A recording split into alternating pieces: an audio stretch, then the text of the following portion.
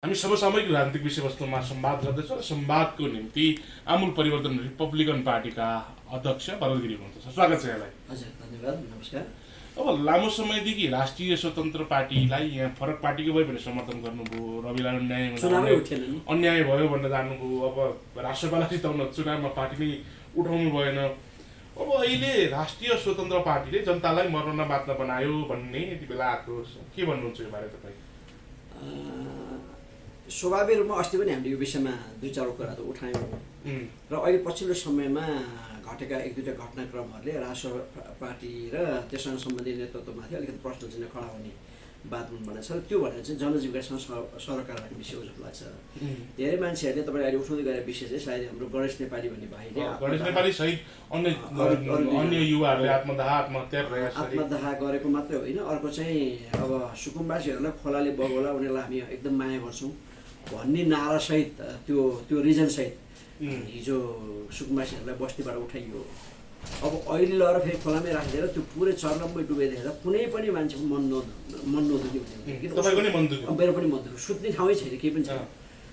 यो सबै कुराहरू हेर्दै गए पछाडि चाहिँ मान्छेहरूमा अहिले स्वाभाविक रूपमा यो सरकार चाहिँ दुई दिएको जनताले रिसै पोख्नलाई भयो नि भोट त दिए पुराना पार्टीसँग ओक्का दिक्क लाएर, तर कहिलेकाहीँ चाहिँ चोक्टा खान पाइन्छ भनेर राष्ट्रपाललाई भोट हालेको झोलमा पर्यो कि भन्ने खालको जनतामा त्यो खालको राहत त्यो खालको महसुस हुने हो कि भन्ने चाहिँ जनतामा अलिकता यो बजेट भाषण पछाडिको करका दायराहरू र जनताको जीवन स्तरसँग जनताको दैनिक जीवनसँग सरकार गर्ने विषयमा राज्य उदासीन बनेको म्यासेज त्यो के अरे भाषण के अरे आर्थिक भाषण आइसकेपछि त्यसभन्दा पछाडि जनतामा त्यो परेको थियो।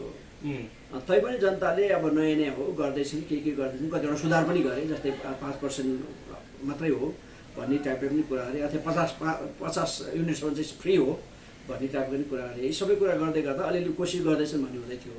तर अहिले पछिल्लो समयमा यो गणेश नेपालीको आत्मदाह र अरू दुईजना तिनजना र यो सुकुम्बासी हेरेपछि चाहिँ साँच्चै जनतामा एउटा खालको निराशा चाहिँ किन हो भने अब बालनजीको सरकार जाओस् र आओस् त मान्छेलाई त्यत्रो धेरै सरकार होइन, तर सरकार चाहिँ के हो भने दुईटै जनमत दिएको उसले जनपक्षी काम गर्नुपर्ने, अब जनपक्षी काम नगरेर जनविरोधी काम गरिसके पछाडि अब समस्याको समाधान के भन्ने जनतामा एक खालको निराशा आएको छ। जस्तै यो धेरै मान्छेले व्याख्या के अरे भने त्यो बिचरा उसको पनि के थियो होला, समस्या थियो होला, ऋण थियो होला, त्यसले गर्दा आत्महत्या गर्यो भनेर भन्छन्।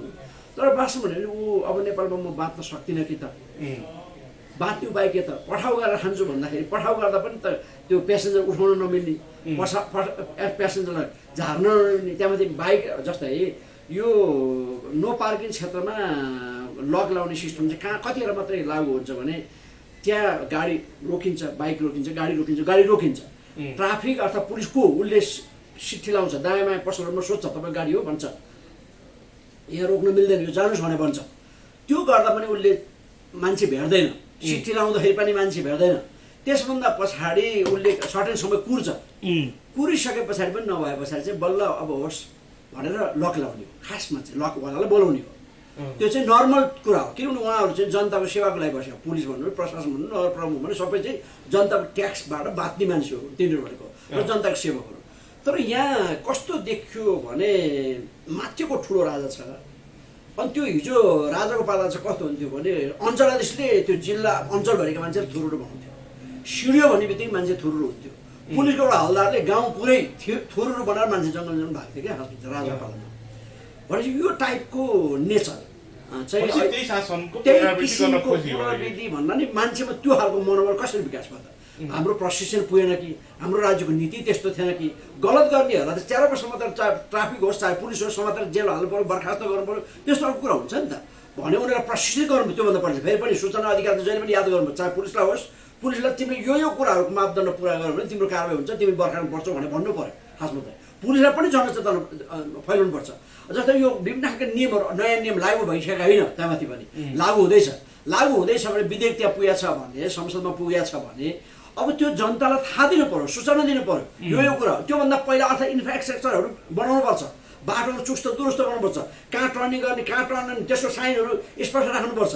त्यो सबै कुरा गरिसके पछाडि बल्ल जनतालाई त्यो पनि उसलाई खासमा त च्याप्पै समात्ने अनि गर्ने होइन नि हामी लाइसेन्स पुलिस भने चाहिँ लाइसेन्स प्राप्त गुन्डा होइन लाइसेन्स प्राप्त डाका होइन नि त पुलिस भने चाहिँ जनताको पैसा खाएर जनतालाई सुविधा दिन बस्ने एउटा निकाय हो सेवक हो जसलाई चाहिँ जनताको बिचमा बिमेल भयो अप्ठ्यारो पर्यो समस्या पर्यो लफडा पर्यो झगडा पर्यो तिनीहरूलाई मिलाउनु पर्यो अथवा बाटो हिँड्दै गर्दा कसैको गाडी नै बिग्रियो कहीँ अप्ठ्यारो पर्यो अर्थात् उनीहरूले बाटो चिनेन अर्थात् रङ साइड आउँदैछ ए यता होइन नि हजुर यता भन्न पर्यो त्यो टाइपको गरेर उनीहरू बस्यो मैले हेर्दैछु कि यो पुलिसहरू पनि नि मैले अस्ति पनि एउटा भिडियोमा बनाएको थिएँ मैले अर्को एउटा भिडियो बनाएको थिएँ साइडमा कुनामा बस्ने चराप्प हान्ने उसले त्यो ट्राफिकको नियमलाई पनि कडा कति गर्यो भने 10:05 भित्र 10:06 भित्र अर्थात् 8 हुनसक्छ बेलुका 7 बजेभित्र अथवा 6 बजेभित्रसम्म चाहिँ कम्ती अफिस छुट्ने जाने समय भएको कारणले त्यो बेलामा चाहिँ मेन लाइनहरू चाहिँ मेन बाटोहरू जस्तै हुनसक्छ जस्तै उदाहरणको लागि बौद्ध चाबेल बाटो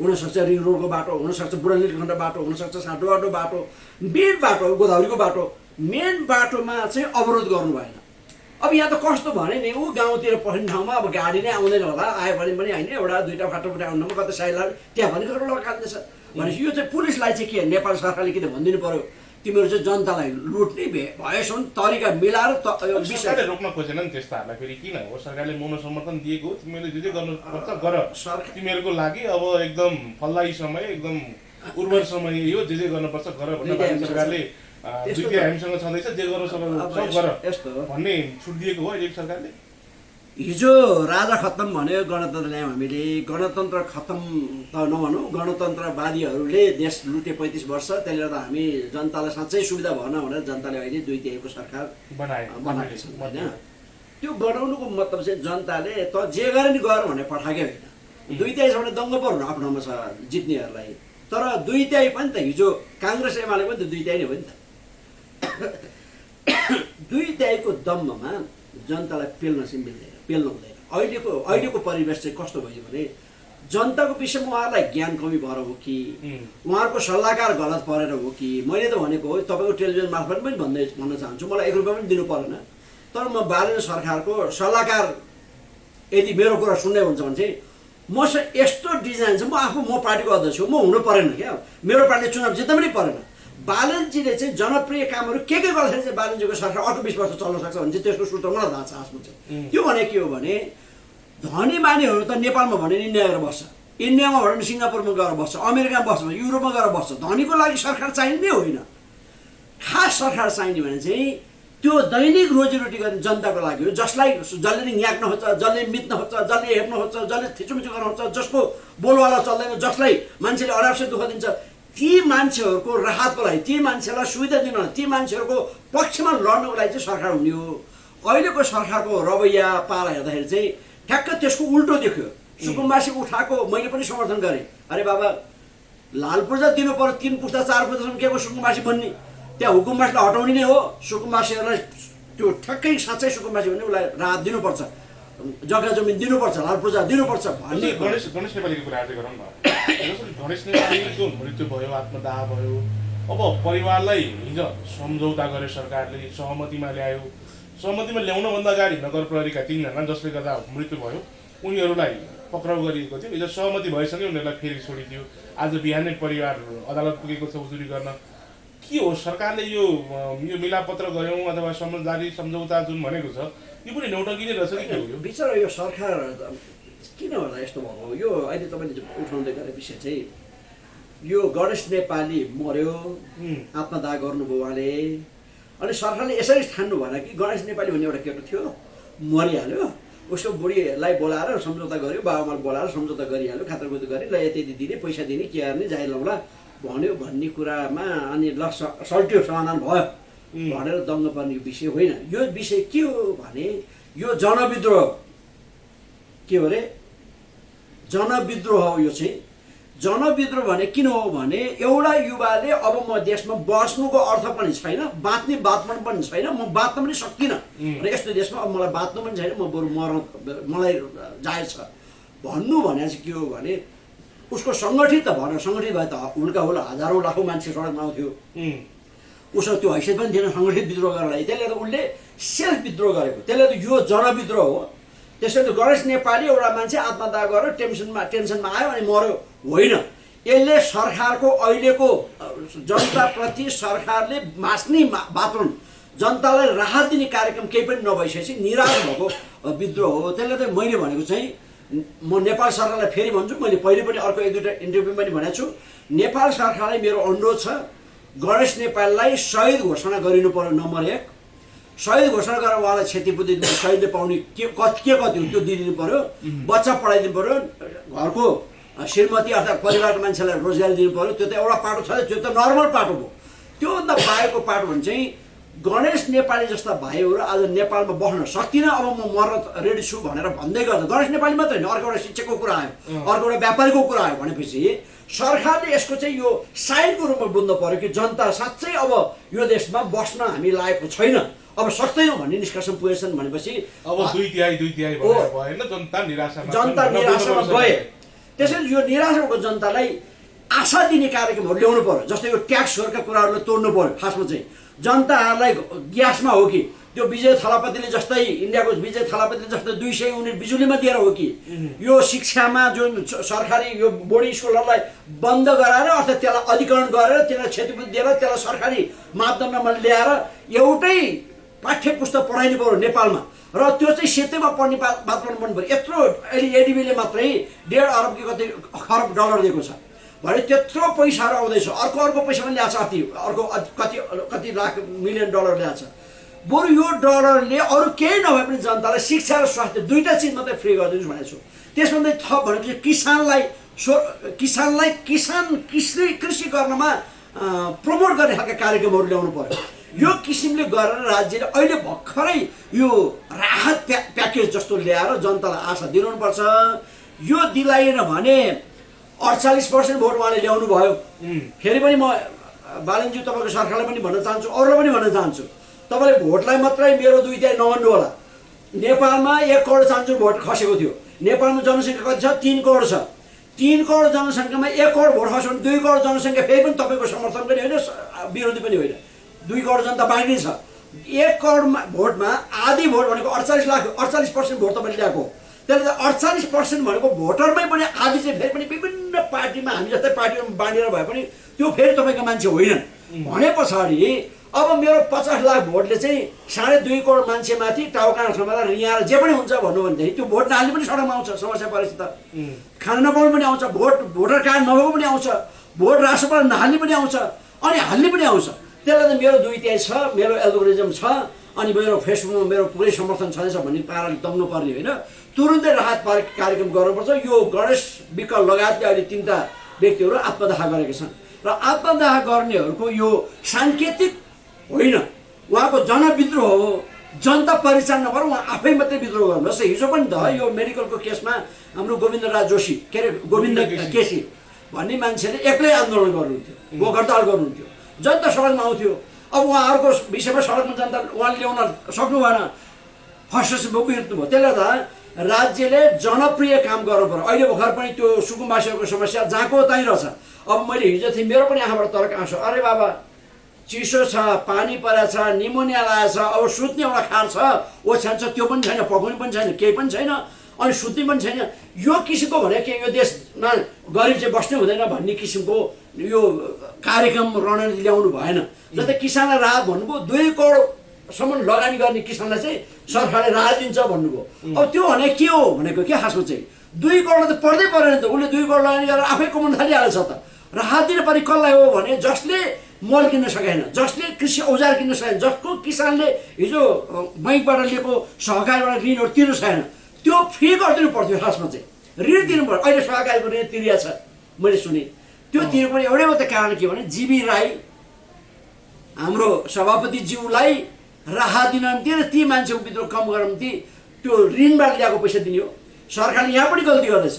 ल ठिक छ, त्यो सहकारी पीडितहरूलाई पैसा चाहिँ दिनुपर्छ राज्यले, तर त्यो पैसा चाहिँ विदेशबाट ल्याएको ऋण दिने होइन। त्यो चाहिँ अपराधीहरू जो छन्, हिजो सहकारीबाट ठग्नेहरू, सहकारी पैसा लगाएर जग्गा जमिन जोड्नेहरू, मोज गर्नेहरू, खानेहरू, ती मान्छेहरू छन् नि, हिजो टेलिभिजन खोल्नेहरू छन् हो। ती मान्छेहरूको सम्पत्ति चाहिँ राज्यले राष्ट्रियकरण गर्नु पर्यो, राज्यको मातहतमा ल्याउनु पर्यो, यति बराबरको हो। अब त्यति नै बराबरको पैसा चाहिँ तिनै सम्बन्धित सहकारीहरूलाई दिने हो।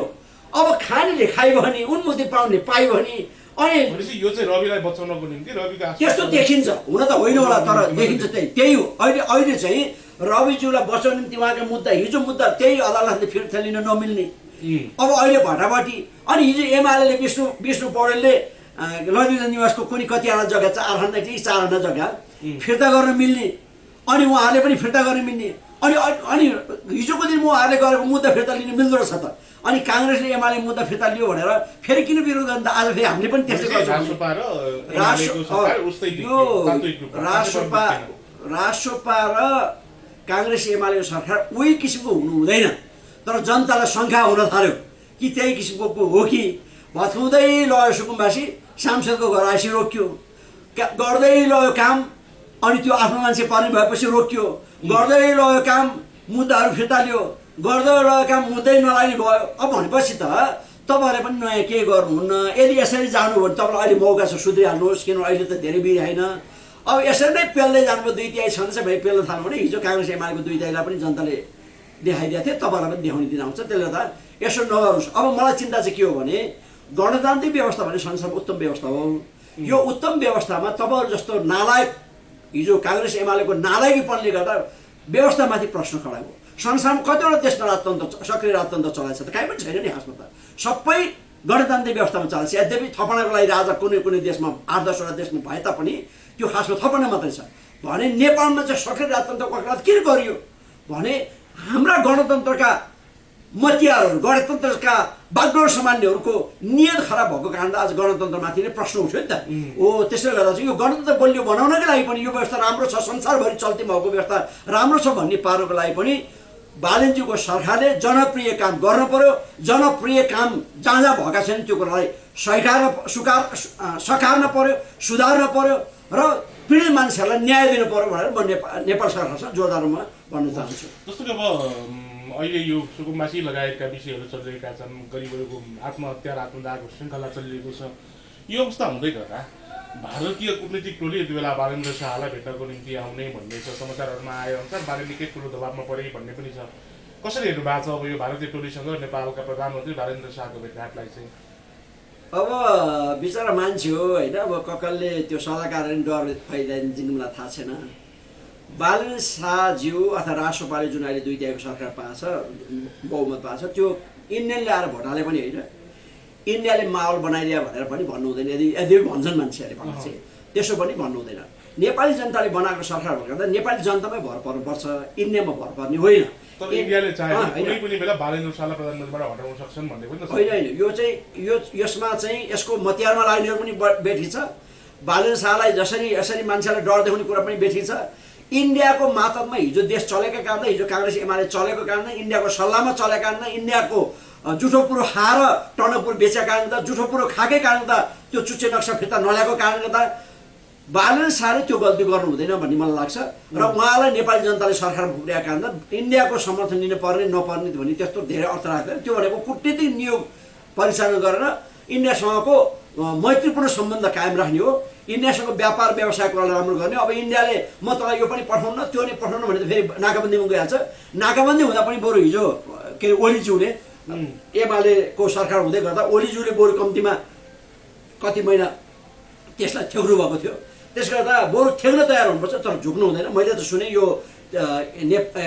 नेपालको चियालाई इन्डियाले प्रतिबन्ध लायो भने पछाडि पनि त्यहाँनिर झुक्न खोजिएको थियो भने मैले बुझेँ।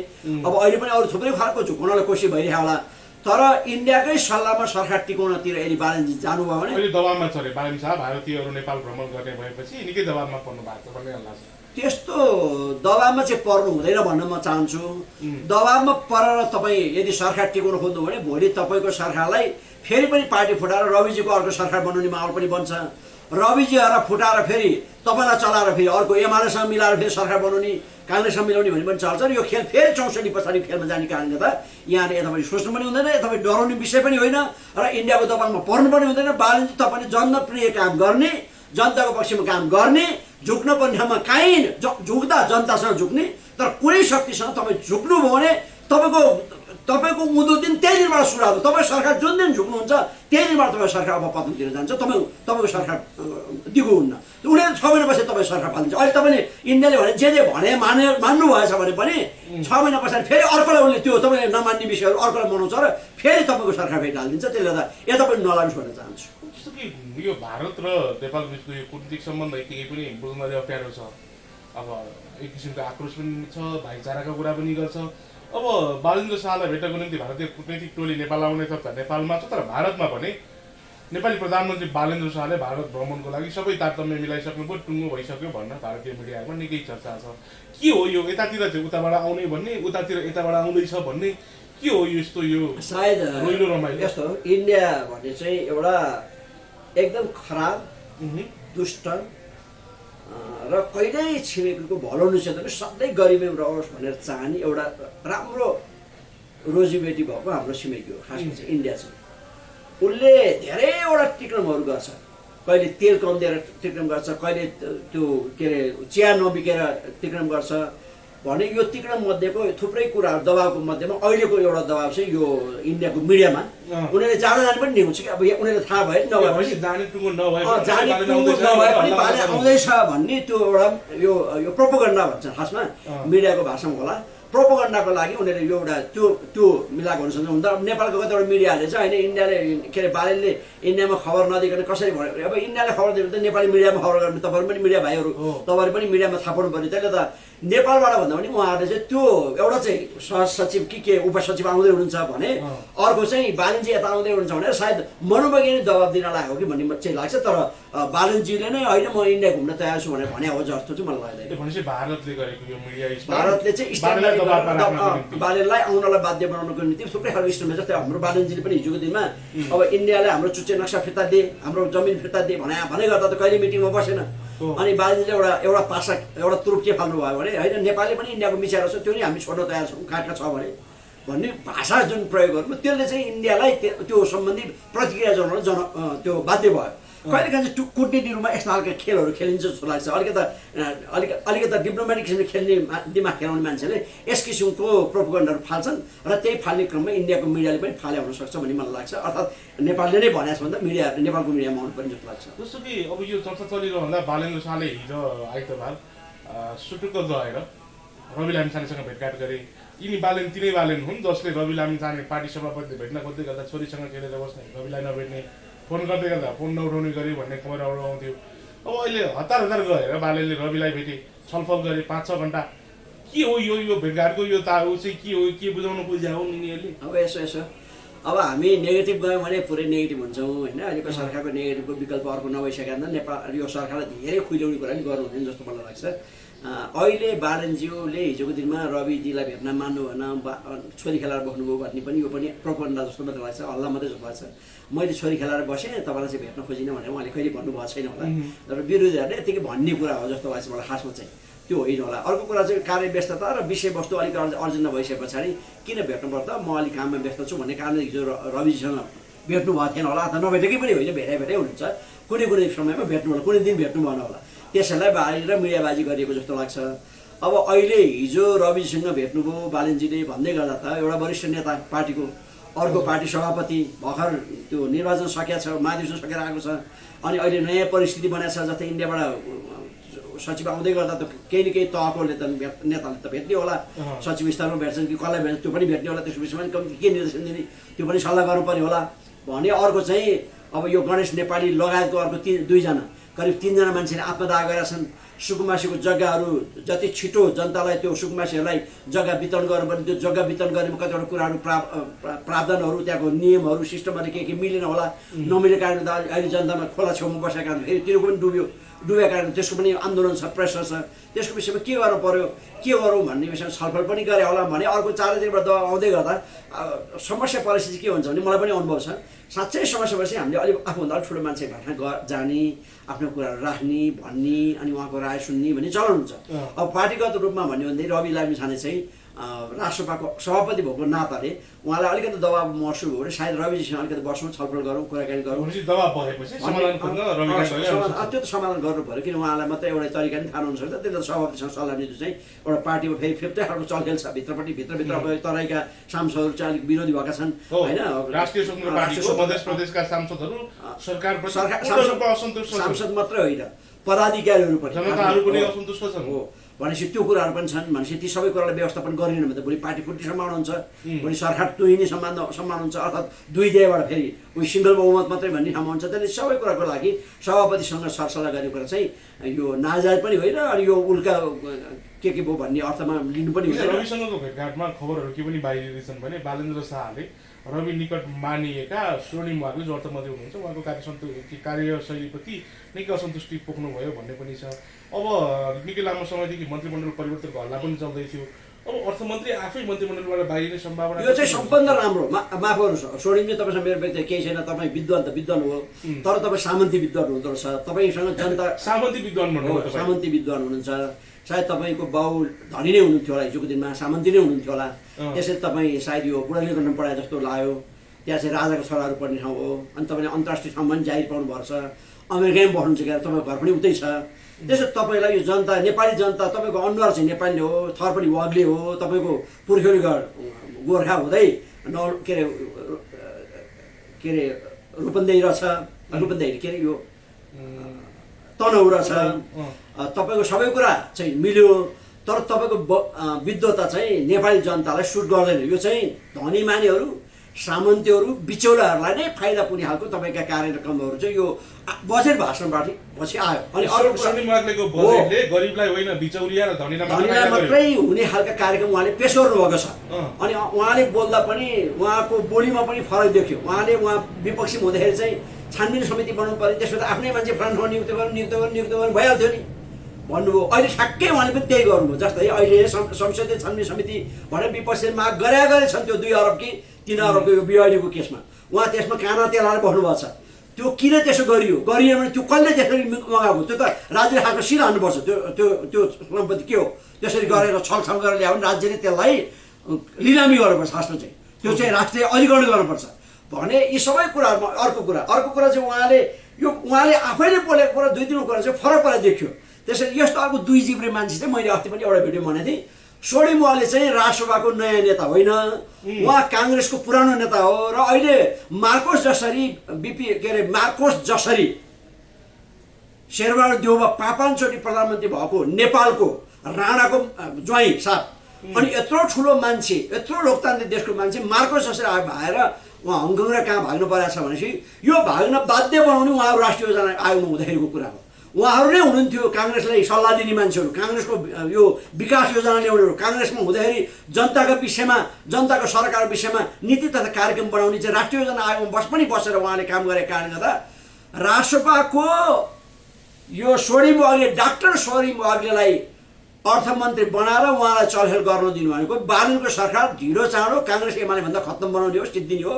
त्यसले त यो यदि बालनजी तपाईँले हिम्मत त्यत्रो गर्नुहुन्छ भने रविजी तपाईँलाई पनि मेरो अनुरोध छ, रवि बालनजी तपाईँले यो स्वर्णिम वाग्लेलाई अर्थमन्त्रीबाट हटाउनु खोजेको हो भने यो एकदम सराहनीय काम छ। यो साँच्चै राम्रो काम छ, यो जनप्रिय काम छ हो। किनभने उहाँले किसानलाई राहत दिनु भएन, किसानलाई 2 करोडभन्दा माथि लगानीले मात्रै दिने भन्नुभयो। अब त्यो 2 करोडभन्दा माथि लगानी गरेछ भने त मेरो विचारमा 5-10 लाख किसानभन्दा बढी छैन होला किसानको नामका। त्यो पनि किसान पनि खेती लगाउने मान्छे हुन्, तिनीहरू आफू काम गर्दैन भनेपछि जनतालाई राहत दिनुभएको छैन भने। अर्को चाहिँ जनतालाई ट्याक्सले थिच्ने। हिजो चन्द्रशमशेर कुञ्जको पालामा मैले पहिला अर्को एउटा भिडियोमा नि मान्छे त्यो उसको पालामा चाहिँ चुल्ठो दिदीबहिनीले 2 चुल्ठा बाट्यो भने, कपाल बाट्यो भने त्यसको पनि ट्याक्स लाउने। मान्छे केटा मान्छे जुल्पी पाल्यो भने, जुल्पी ढल्कायो भने पनि ट्याक्स लाउने। अनि हलगोरु राख्यो भने पनि के अरे दुनु भैँसी घरमा छ भने पनि ट्याक्स लाउने। यस्तो अर्को नीति ल्याएको कारणले त त्यो राणाको बेला पनि जनताले विद्रोह गरेपछि अन्तिममा राणाले त्यो हटाउनु परेको थियो। अहिले बालनजीले ल्याएको यो 3%, यो 5%, यो शिक्षामा, अनि यो बिजुलीमा, अनि यो पेट्रोलमा महँगी बढाएर अनि फेरि घटाउन नजान्ने, यो पब्लिक ट्रान्सपोर्टेसनको भाडा हिजो बढायो 20बाट 25 रुपियाँ बनाइएको छ भने त्यसबाट फेरि तेलको मूल्य घटाएपछि फेरि त्यो घटाउन नजान्ने, अनि कालोबजार रोक्न नजान्ने, मूल्यको निर्धारण गर्न नसक्ने, यस्तो खालको झुर अर्थमन्त्री हुनुभन्दा बरु अर्को एउटा कोही मान्छे राष्ट्रसभाकै नयाँ नेतालाई चाहिँ अर्थमन्त्री बनाउनुहोस् र यदि मिल्छ भने अर्थमन्त्री स्वर्णिम वाग्ले परिवर्तन गर्नुहोस्। उहाँ काङ्ग्रेसीलाई बनाएर हामी राष्ट्रसभा नयाँ भन्नु भने तपाईँ सिद्धिनु भयो। त्यसले अहिले तपाईँहरूले साँच्चै यो समाचार बाहिर मलाई त सुनेको थिएन, भर्खर सुने। यो समाचार बाहिर यो एकदम गुड समाचार आयो। जनताको अब पक्षमा काम हुने एउटा कदम चाहिँ यो पनि हो कि अहिलेको अर्थमन्त्री जनप्रिय हुनुहुन्न, उहाँले जनता पक्षमा काम गर्न सक्नुहुन्न। लेखेर राख्नुहोस् यो चाहिँ। जस्तो कि अब प्रतिपक्षी दलका प्रचण्ड सहितका नेताहरूले अब अहिलेको सरकारको कार्यशैलीप्रति निरन्तर रूपले आवाज पनि उठाइराख्नु भएको थियो। अब प्रचण्डले त केही समय अगाडि केपी ओली अगाडि राखेरै भन्नुभएको थियो अहिलेको सरकार नसुध्रिने हो र जनप्रिय काम नगर्ने हो, जनतालाई सताउने हो भने ट्याक्सको करको आतङ्क मचाउँदै जाने हो भने हामी सरकारको विरुद्धमा आन्दोलन गर्छौँ प्रतिपक्षी दलहरूले। अब अहिलेको अवस्थामा त्यो माहौल झन् डह्रो भएर गयो भन्छ धेरै हो। अहिले यस्तो छ कुरा के हो भने नि जनताले यस्तो क्या हिजो उही केपी ओलीजीले कहिले काहीँ भन्नु पऱ्यो होइन म 14 वर्ष जेल बसेँ, मेरो बच्चा पनि भएन, मेरो किडनी फेल भयो, जेल बस्दाखेरि कुटाइ खाएँ, त्यसलाई अहिले त मैले मोल गरेर पाउनुपर्छ नि, अनि म सधैँभरि के गरिबी हुने हो र मेरो त अहिले त चाहियो त भन्ने टाइपको। त्यो तपाईँ हिजो जेल बस्नुभयो, तपाईँले आन्दोलन गर्नुभयो, तपाईँलाई 2 तिहाई दिएको मतलब चाहिँ तपाईँलाई लुट्नलाई होइन। जनता त तपाईँहरूका थुप्रै विषयमा प्रश्न उठाउँछन्। तपाईँहरू सबै अरबपति मात्रै हुनुहुन्छ अहिले भएर यसो हिसाब गर्दाखेरि कसैको 100 तोला सुन भनेको तपाईँसँग 3 करोड त अहिले भएर रहेछ। 3 करोड 100 तोला सुन, 200 तोला सुन भनेको 6 करोड भयो। 6 करोड क्यास, अनि सेयर मार्केटमा तपाईँको कति कति करोड भनेर सुनिन्छ। यो सबै हेर्दाखेरि चाहिँ तपाईँले भोलिको दिनमा भ्रष्टाचार गरेपछि त्यति कमाइहालिन्छ। त्यसले बरु अहिले नै यो सम्पत्तिमा बताइदिउँ भनेर बता हो कि मलाई थाहा भएन। तर जनतामा यसमा पनि ठुलो प्रश्न छ। त्यसो भए ठिक छ त 200 तोला सुन रहेछ भने त्यसको स्रोत के हो भनेर भोलि आज त तपाईँको खोज्न मिल्दैन, भोलिको दिनमा तपाईँले यो पनि खोज्नेवाला छन् कि जनताले तपाईँले 200 तोला सुन कसरी किन्नुभयो त, त्यसको स्रोत के हो भनेर जनताले खोज्नेवाला छन्, खोज्छन्। त्यसले त्यो खोज्नुभन्दा पहिले नै जनताको जनप्रिय काम गर्दै कम्ती 20-30 वर्ष शासन चलाउनुहोस् भन्न चाहन्छु। अब जसरी प्रचण्डहरूले आन्दोलन गर्यो भने यसको अर्थ के हुन्छ? यस्तो हुन्छ, प्रचण्डले एमाले काङ्ग्रेसले विरोध त हिजो 2 तिहाई ल्याउँदा पनि गर्नुभयो नि, एल्दोरेमले आयो के आयो पनि भन्नुभयो, उहाँले विरोध त गरिरहनुहुन्छ। उहाँहरूको विरोधलाई विरोध गर्नको निम्ति पोइन्ट थप्ने काम चाहिँ गरौँ भनेको ट्याक्स लगाएर मान्छे मर्न बाध्य बनाएर ट्याक्स आतङ्क गर्यो। अब त्यो बिजुलीमा बढाएको छ, शिक्षामा बढाएको छ, अब के अरे उसमा के अरे स्वास्थ्यमा बढाएको छ। सबभन्दा जनताको पैसा खर्च हुने कहाँ थाहा छ? शिक्षा र स्वास्थ्यमा। भनेपछि जनतालाई राहत दिनु भने शिक्षा र स्वास्थ्य फ्री गरिदिएपछि पुग्छ क्या। 90% जनता स्वतन्त्र हुन्छ, खुसी हुन्छ। भनेपछि जनतालाई सबभन्दा पीडा भएर आज 50-60 लाख युवाहरू आफ्नो बालबच्चा आफ्नो श्रीमान श्रीमती छोरा विदेशमा किन भौताइरहेछ भन्दा त्यही शिक्षा र स्वास्थ्यको लागि नै भनेर छ। यो दुईटा चिज गर्दा त्यो नेपाली जनता खुरुक्क आफ्नो त्यो अवधि पुँजीमै घर आएर यहाँ मजाले खेती गर्छ। तपाईँले आत्मनिर्भर बनाउँछु भन्नै पर्दैन क्या, धान खटाउँछु मकै फलाउँछु भन्नै पर्दैन। त्यो युवालाई शिक्षा र स्वास्थ्य दुईटा फ्री गरिदिँदै त्यो युवा अटोमेटिक आफ्नो गाउँमा आउँछ, खेती गर्छ, ताजा खान्छु भन्छ, अलिअलि कमाइ गर्छ, खसी बोका पाल्छ, लुगा लाउँछ, भात खान्छ, केही गर्नै परेन नि त। भनेपछि नेपाली जनता घर आएपछि के हुने भने खेती उर्वर हुने भयो। भनेपछि अब कृषिमा जति व्यापार घाटा छ अहिले मल बिउ यो त्यो होइन, मसला प्याज लसुन अब थोकमा जुन विदेशी निर्भरता छ, चामल दालमा जुन निर्भरता त्यो तीन निर्भरता त कम हुने भयो। भनेपछि त व्यापार घाटा पनि कम हुने भयो नि त। अहिले त विदेशमा नेपाली छन्, तिनीहरूको पैसा लगाएर त्यही पैसा बेचेर अहिले किन्न मिलेको छ, नत्र देश त तालपट्ने बेला भइसक्यो। भनेपछि नेपालै उर्वर भूमि बनाउने कसरी त, कृषिमा आधुनिकरण कसरी हुन्छ त भन्दा शिक्षा र स्वास्थ्य फ्री गरे पछाडि चाहिँ मान्छेहरू आफै कृषि गर्न जान्छ क्या, गाउँ गाउँमा ताजा खान्छु बस्छु मजाले भन्छ क्या खासमा चाहिँ। भनेपछि त उत्पादन हुने भयो नि त। उत्पादन भएपछि चाहिँ नेपाल आत्मनिर्भर हुन्छ। अनि सरकारले चाहिँ अरू उद्योग बाँकीहरूलाई अलिकति रोजगारी गर्ने के गर्ने कुराहरू गर्दैन, देश अटोमेटिक विकास हुन्छ। त्यसले यो कुरातिर चाहिँ हामी लाग्नुपर्छ र यो जनतालाई राहत नदिने कार्यक्रम, जनता विरोधी यस्ता खालका नीति ट्याक्सहरू होइन, जनतालाई मर्न बाध्य बन्न खालका गतिविधिहरू भए पछाडि चाहिँ काङ्ग्रेस एमाले आन्दोलनको नेतृत्व गरेन भने जनता आफै सडकमा सामाजिक अभियन्ताहरू खडा हुनेछन् र तिनीहरूले आन्दोलन गर्छन्। मैले एकचोटि यो रुकुम रोल्पामा आन्दोलन गर्दै गरेको त्यहाँको एउटा यो उहाँलाई चाहिँ भट्टी भन्दो रहेछ, माओवादी उत्तान गरी भट्टी भन्दो रहेछ, एकजना गिरी हुनुहुँदो रहेछ, नन्द प्रसाद गिरी कि के भन्ने गिरी हुनुहुन्थ्यो, मैले एकताल भेटेको थिएँ। अनि उहाँ म्याथ पढाउनुहुन्छ, उहाँले धेरै मान्छेहरूलाई प्रशिक्षण दिनुहुन्छ त्यो बेलामा। अनि मैले भने त्यो कसरी त्यो रुकुम रोल्पामा यो युद्ध सुरु गर्ने वातावरण बन्यो त भनेर सोद्धाखेरि उहाँले के भन्नु भनेदेखि राजाका मान्छेहरूले खसी राम्रो दियो, अब 5,000 पनि खसीलाई 2,000 दिन्छ है भन्ने फुकाएर लिएर हिँडिहाल्ने। अब कसैको राम्रो छोरी बाँड्छ अर्थात् जिस्काउने छेडछाड गर्ने, अब बोल्न नहुने, अर्थात् कसरी केही आवाज उठायो भने मुद्दा हालिहाल्ने। अब त्यो मुद्दा महिनैपछि त्यो जिल्लामा जाँदा खेतीपाती नभ्याउने वाक्क दिक्क भएर अनि मान्छेहरू चाहिँ कि त पलायन हुने इन्डियातिरै भासिने त्यस्तो अर्को परिवेश बनाएको थियो र अनि अन्तिममा अब यो कि त गाउँमै बस्नु भने गाउँ छोड्नु पर्यो कि अब यिनको विरुद्धमा विद्रोह गर्नुपर्छ भनेर भन्दै गर्दा चाहिँ जनता लड्न तयार थियो अरे। तर त्यसको नेतृत्व कसले गर्ने भन्दै गर्दा चाहिँ माओवादी गतिविधि अलिकति बढायो भएर माओवादी पार्टीसम्म यो कुरा पुगेपछि माओवादीले त्यसको नेतृत्व गर्न पाएन। त यदि माओवादी उठाएको थियो भने जनता आफै भए पनि लड्नेवाला थियो, रुकुम रोडमा हुनुहुन्थ्यो। त्यसले अहिले नेपाली काङ्ग्रेस एमाले माओवादीले के भन्यो भन्ने कुरा छोडिदिनुहोस् क्या। खासमा चाहिँ जनता तपाईँसँग कति खुसी बनाउने के गर्दा खुसी हुन्छन् भन्ने कुराको रिसर्च गर्नुहोस्, त्यसमा कार्यक्रम ल्याउनुहोस्। तिनले भनेर पनि केही अर्थ राख्दैन नि त खासमा त। अब यसले तपाईँले जनप्रिय काम गर्नु भनेर यसरी जनतालाई मर्न बाध्य बनाउने खालको गतिविधि लाँदै गर्नु भने त त्यही दुई त्यहाँ हिजो भोटाले जनता पनि बढी सडकमा आउँछ नि। एमाले काङ्ग्रेस भन्नै पर्दैन नि त। अहिले भर्खरै पनि भन्नुहोस् न, अहिले यो गणेश नेपाली भाइ बितिसके पछाडि यो यो यो यो भाइ बितिसके पछाडि ठ्याक्कै अहिले के भयो त, बाढीले गर्दा सुकुम्बासीको बस्ती उड्यो, होल्डिङ सेन्टरमा सुकुम्बासी सुत्न पाएनन्, उनीहरू सडकमा सुत्न पनि भयो, ओड्ने ओछ्याउने छैन भने अर्को यहाँ मान्छे बाध्य भएर मर्न पर्ने परिस्थिति बनेछ। 3 जना मान्छे मरेपछि आत्महत्या गरे, त्यो के अरे पेट्रोल छन्केर मरिसके भने पछाडि त त्यो खालको कुरालाई कम गर्ने विषयमा सोच्ने हो त। अर्को विषयमा यसले काङ्ग्रेसले भन्यो उसले त्यो भन्यो भन्ने अर्थै छैन। अर्को कुरा चाहिँ फेरि पनि म के भन्न चाहन्छु भने सरकार सुध्रेन भने त तपाईँ अहिले भरे तपाईँको सरकार पतन भए पनि केही फरक परेन, तर सरकार सुध्रिनुपर्छ भन्न चाहन्छु। तपाईँ सुध्रिनु भने कसरी विरोध गरेर के अहिले धेरै जना चाहिँ के भन्छन् भने प्रचण्ड चाहिँ बालनभन्दा धेरै डाइनामिक छ पनि भन्छन्। त्यो के हो? यो धेरै जनताले चाहिँ अहिले म सामाजिक सञ्जालहरूतिर हेर्छु, अब धेरैले चाहिँ प्रचण्ड बरु बालनभन्दा निकै जवाफदेही पनि सोचाइले विचारले पनि युवासँग अलि मिल्ने सोच भएको व्यक्ति डाइनामिक नेता रहेछन्।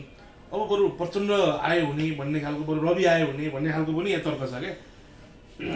यो चाहिँ यस्तो कुरा होला, अब कस्तो हुन्छ भने एकचोटि यो अब यो चाहिँ कुरै हो। एकता चाहिँ दरबार मार्गमा हामीलाई घाँस बाँस कपास चाहियो भन्दै मान्छेले आन्दोलन गरेछन् रे। अनि वीरेन्द्र राजाले यसो त्यो वार्ताले निक्लेर यसो हेर्दै गर्दाखेरि चाहिँ आन्दोलन गर्दै थिए मान्छे, जिन्दाबाद मुर्दाबाद भन्दै थिए दरबार मार्गमा। यो चाहिँ एक्जाम्पल मात्रै हो, खासमा रियल नहुन पनि सक्छ। अनि दिपेन्द्र सानो केटा हुनुहुन्थ्यो 9-10 वर्षको, अनि दिपेन्द्र युवराज पनि राजासँगै बाहिर वार्ताले निक्लेछन् रे। अनि ड्याडी के आयो भने खै यिनीहरूलाई घाँस बाँस कति के चाहियो भनेर आन्दोलन गर्दछ भने अनि दिपेन्द्रले सोधेछन् रे, होइन ड्याडी यिनीहरूले चाहिँ दुध र भात पनि खान पाइन्छन् भनेर सोध्थ्यो अरे कि खासमा चाहिँ। कहिलेकाहीँ चाहिँ हो यस्तो खालको हुन्छ। अब हिजो राजाको दबदबा सहने मान्छेहरूले होइन, हिजो ठुलाबाट आउँदाखेरि छेत्री बाहुन बाटोमा आउँदै गर्दा बाटो मुनियाटी छिरेर कालामुनि लुक्न पनि दलितहरूले अहिले राजा चाहियो भनेर आन्दोलन गरे पनि के हो त भन्दा त्यो राजाको दबदबामा नहपेर छ नि त। अहिले उनीहरू स्वतन्त्र भयो, स्वतन्त्र भए पछाडि चाहिँ अहिले राजै ठिक छ भने जस्तै कुरा हो यो खासमा चाहिँ। अब हिजो राजा खराब भएर मान्छे मर्यो, लाइन लाएर मर्यो, आन्दोलन गर्यो, लाइन लाएर मान्छे आन्दोलन गरेर क्रान्ति गरेर राजतन्त्र फालेको छ। अब अहिले केही मुठीभर मान्छे भन्छ राजतन्त्र फाल्न पर्यो, राजतन्त्र ठिक होइन भनेर गएर विद्रोह गरिरहेको छ भने त्यो भने के भने हिजो त्यो राजतन्त्रमा कति कष्ट थियो भन्ने गर्दा हिजो भोग्लिन थाहा थियो नि त। अब अहिले नयाँ पुस्ताले ठानो भएको। अब हिजो प्रचण्ड आयो, त्यत्रो व्यवस्था परिवर्तन भयो होइन, जनतालाई अधिकार दियो, स्वतन्त्रता दियो, गरिबी हटायो होइन, किसानहरूको ऋण मिला गरिदियो, दलितहरूलाई प्रत्येक गाउँपालिकामा एउटा वडा सदस्य भए पनि अनिवार्य गरिदियो, महिलाहरूलाई 50% नभए 33% ग्यारेन्टी गर्यो। यो सबै क्रान्तिकारी कुरा थियो नि। तर यो सबै उपभोग गर्दै गर्दा जनजीविकाको सवालमा जति जनताले राहत पाउनुपर्ने, रोजगारी पाउनुपर्ने, शिक्षा स्वास्थ्य फ्री हुनुपर्ने यी कुरा त गर्न सकेन नि त। नगरेपछि नयाँ पुस्ताले के भने केपी पनि खत्तम रहेछ, अब यो के अरे प्रचण्ड पनि खत्तम रहेछ भनेर फेरि अहिले यो राष्ट्रपतिलाई भोट दिन्छ। अब राष्ट्रपतिलाई भोट दिँदै गर्दा पनि जनताले त के भन्छ भने जनताले त हिजो किन गणतन्त्र पनि बेसी छ कि त भन्ने प्रश्न उठायो भने जनताले अनुभव गरेर नि त गणतन्त्र आएको मजा, गणतन्त्र आएको सुविधा, गणतन्त्र आउँदाखेरिको रोजगारी, जीवन सहज देखेन नि त। त्यसले गर्दा चाहिँ आज बालनले दुई तिहाईको पाएको भने बालनज्यूले पनि जनताको पक्षमा साँच्चै काम गर्नु भन्यो भने भोलि अर्को विद्रोह खडा भएर बालनज्यूको सरकारलाई फेरि त्यो 48% भोट पनि र अरू काङ्ग्रेस एमाले कार्यकर्ता पनि जनता पनि भएर फेरि फाल्न पनि बाध्यता हुन्छ। त्यसले गर्दा यो गर्दा देश चाहिँ खालि त्यो प्रयोग गर्ने अनि फेल हुने भन्दा पनि किन त्यसो गर्नु? अहिले चाहिँ दुई तिहाई सरकार छ, इतिहासमा 15 सालमा घटना बल्ल दोहोरिएको छ एकचोटि। त्यसले यहाँहरूले जनताको पक्षमा बाहेक अरू केही पनि नगर्नुहोस्, भ्रष्टाचारमा भए पनि उचाल्ने ठाउँ नदिनुहोस् र आफूलाई पुरै निट एन्ड क्लिन राख्नुहोस् र जनतालाई जसुकै घाटा लाग्नुहोस् न, तपाईँलाई किन डाउन हुनु? जति घाटा लाओस् बरु जति ऋण लिनु परोस् लिएर भए पनि जनतालाई सुविधा दिनुहोस् भनेर भन्न चाहन्छु। समयको लागि धेरै धन्यवाद। धेरै धन्यवाद छ विचार सुन्नुको लागि। नमस्कार।